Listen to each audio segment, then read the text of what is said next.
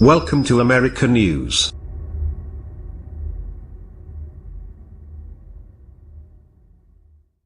When President Barack Obama created Deferred Action for Childhood Arrivals DACA, the 2012 program that offered undocumented young people brought to the U.S. as children a path into society, for a moment the ideals of the American dream seemed, at least for this group, real.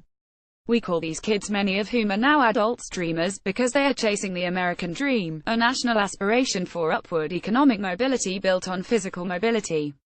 Fulfilling your dreams often means following them wherever they may lead, even into another country. The Trump administration's decision to cancel DACA and build a U.S.-Mexico border wall has endangered those dreams by subjecting 800,000 young people to deportation. But the notion underlying both the DACA repeal and the wall, which is that illegal immigrants, most of them from Mexico, are stealing U.S. jobs and hurting society, reflects a profound misunderstanding of American history. On Indigenous Peoples Day, it's worth underscoring something that many archaeologists know: many of the values that inspire the American dream, liberty, equality and the pursuit of happiness, date back to well before the creation of the U.S.-Mexico border and before freedom-seeking pilgrim immigrants arrived at Plymouth Rock in 1620. They originate with Native North Americans. A Native American dream. The modern rendition of the American dream can be traced back to 1774, when Virginia's governor, John Murray, the 4th Earl of Dunmore, wrote that even if Americans attained paradise, they would move on if they heard of a better place farther west. The actual term American dream was popularized in 1931 by the businessman and historian James Truslow Adams.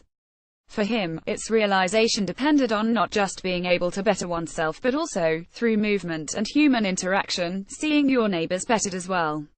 The first peoples to come to the Americas also came in search of a better life. That happened 14,000 years ago in the last ice age, when nomadic pioneers, ancestors to modern Native Americans and First Nations, arrived from the Asian continent and roamed freely throughout what now comprises Canada, the United States and Mexico. Chasing mammoth, ancient bison and the elephant-like gomfo there, they moved constantly to secure the health of their communities.